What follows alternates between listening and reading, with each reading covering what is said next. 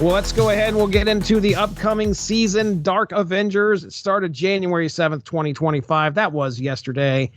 And let's talk about our card that comes with the season pass, and that is Iron Patriot. 2 cost, 3 power. On reveal, add a random 4, 5, or 6 cost card to your hand.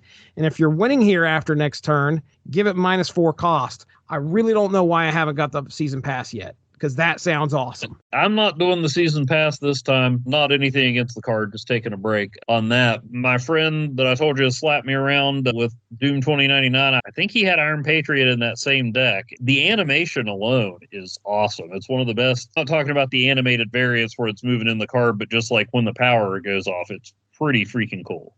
Oh, what does he do? Oh, I'll talk about it and then don't like he. It just looks cool. He has fireworks going off, and it's kind of lit up red, white, and blue. And then after, if you win it, I think that's when the fireworks go off. So it's like a red, white, and blue glow lights it up. And then if he reduces the cost, the fireworks go off. I kind of dig the random aspect of it. A 0 cost that normally costs 4 is not really anything to complain about. I think I might get this season pass because that card sounds pretty fun. And then it's hard. A couple times I was like, well, I just better make sure he's not winning this location. It's easier said than done. When I saw Iron Patriot, I'm like, okay, I got to make sure he doesn't win that lane.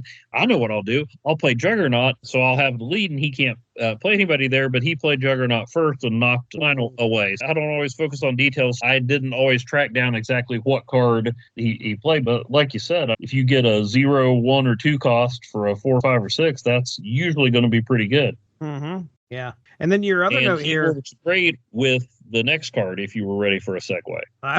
So we have been on top of each other's segues, and I was just getting ready to say, you have in your notes here, it works well with Victoria Hand, which is our next card. Cost 3 power ongoing. Your cards that were created in your hand have +2 power. I remember when I was reading this, I didn't, and I even wrote this down here. I'm going to have to watch a dev vid on this one just to see what happens here. Did I do that? No, of course not. But my understanding is it works just like if you have a collector deck. You bring those cards in.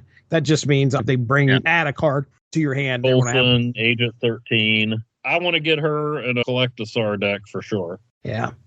All right. Then next up, Bullseye, 3 cost, 3 power. Activate, discard all cards that cost 1 or less from your hand. Afflict that many different enemy cards with -2 power. Yeah, this is an interesting one. Do you remember when we were talking about Bullseye for the card that should have other people's powers, and we were thinking it should definitely have Gambits? And yeah. I mean, that was a while back. So Bullseye making an appearance here. What do you think of this? He's the highest profile characters that hasn't been in Snap yet. Right. What do you think of the power here? I mean, what are your thoughts? I think it's pretty interesting. Luke Cage, but, you know, I always like to have Luke Cage hanging around anyway. But yeah, definitely very cool for his power. Another character that I don't like, but would like the card. But I mean, Bullseye is a scumbag, so you're supposed to not like him. One thing we didn't talk about is this Dark Avengers season. It comes from the post-Secret Invasion storyline where Norman Osborn is Iron Patriot. This isn't Rhodey.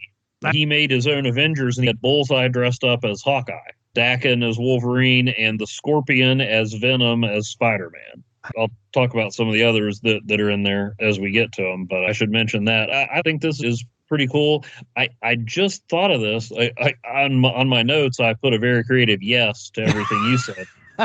But yeah. It just occurred to me, and I don't know how useful this is, but pairing him with Beast, because then you could make 2 cost cards 1 cost. Put down a lot of cheap cards, have Beast, put them back up in your hand. Huh. That's a good idea. Because you get, if you can, I mean, squirrels. What are some things that Luna Snow's putting out? Rocks, the stuff Luna Snow's throwing out there. The Hood, definitely. Yeah, that's a great idea. I mean, play the Hood, get the Demon, play the Demon, get the Hood back in your hand. I don't know. If I get Bullseye, I'm probably going to try getting Falcon, Beast, or one of his other teammates in there with him to see how that works. Toxin, maybe.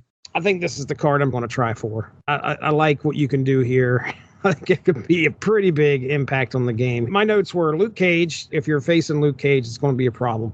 Ajax gives you plus something for each card afflicted with negative power out there. One. If you're discarding all the cards that you have in your hand, so what I wrote down here was gotta discard Swarm, then fill your hand as best as you can. Gambit first. Maybe take out a card, then start, hopefully Swarm gets whatever. Scorn's a good one. Well, does Scorn cost 1? Yeah. Oh, wow. That fits perfect. Yeah. I mean, this is going to be a difference maker. Dakin. I can't wait to see what the animation is going to look like. I bet you it's going to look cool. And Dakin was a Dark Avenger as well. Right. And you could also, you're talking about Luke Cage, but that's a good reason to carry another friend of Bullseye's, Rogue, or Echo, who's a 1-cost or can punch through an ongoing if they're not paying attention. I saw somebody writing on Reddit about how people just seem to not notice Echo. And I mean, like, I use Echo a lot, and I also lose ongoings to Echo a lot.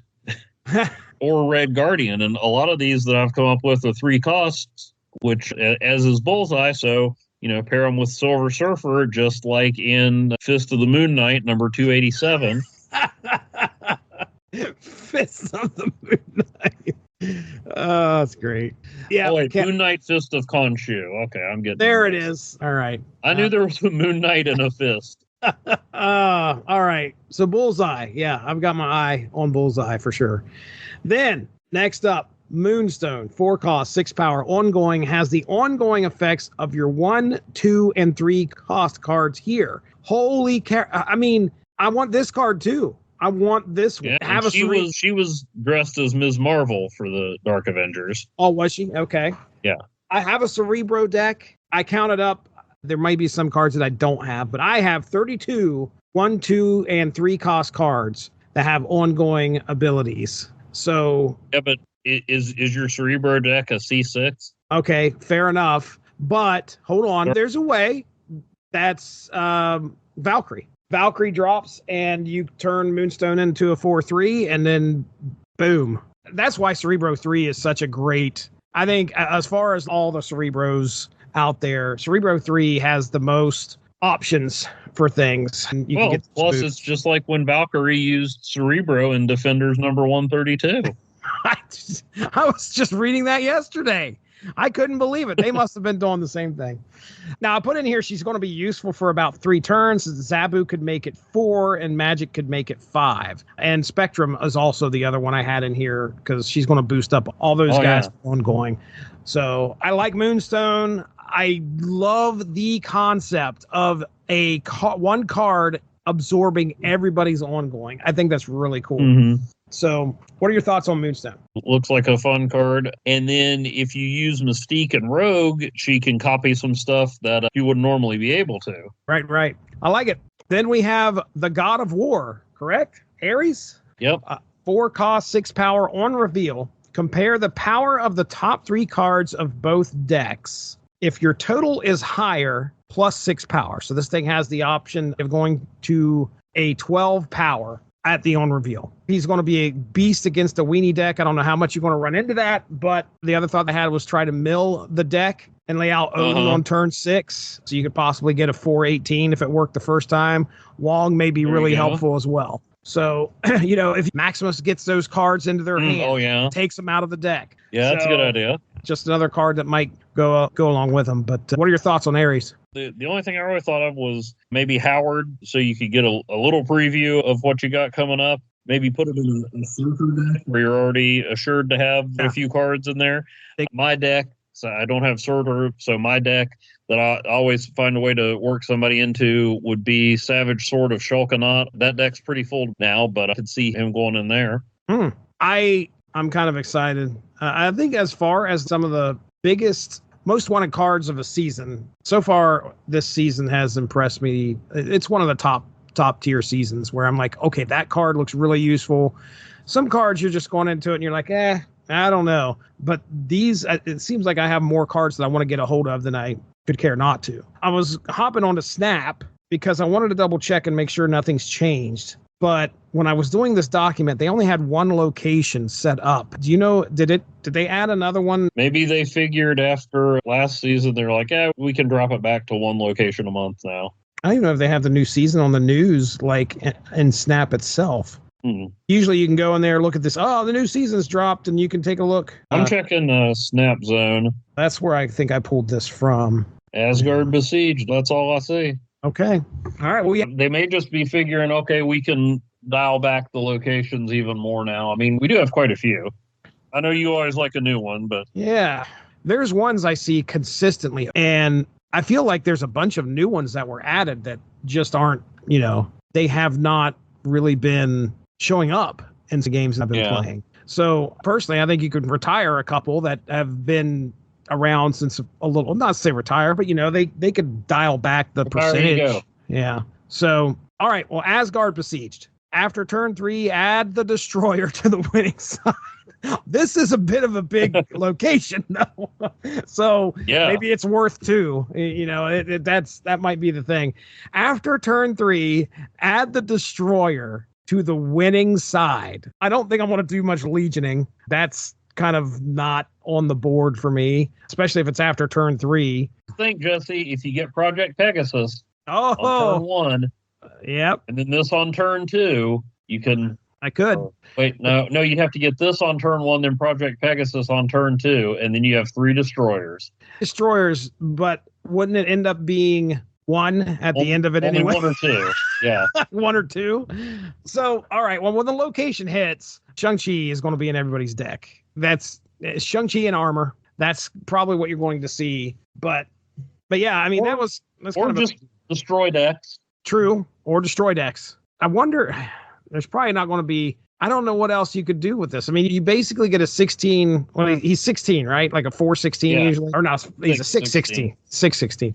You get him out there and you got a 16-point lead, but that's it. But yeah, I mean, armor is probably going to be the big thing. I think people are going to pack Shang-Chi in armor because you can throw armor out there on turn 2 on whatever lane that you're focusing on, and you're fine. And you're just going to get a 16-point. If you're winning, that's the key. You got to win too. Well, yeah, that's the thing. If you're not putting cards on that location, you're probably not in danger of getting blasted by the destroyer.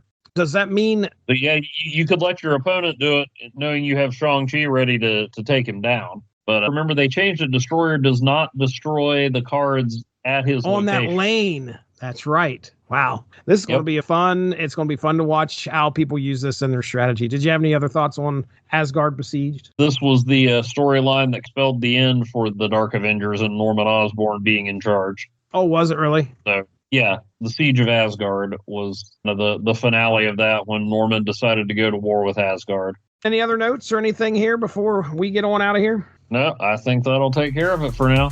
All right.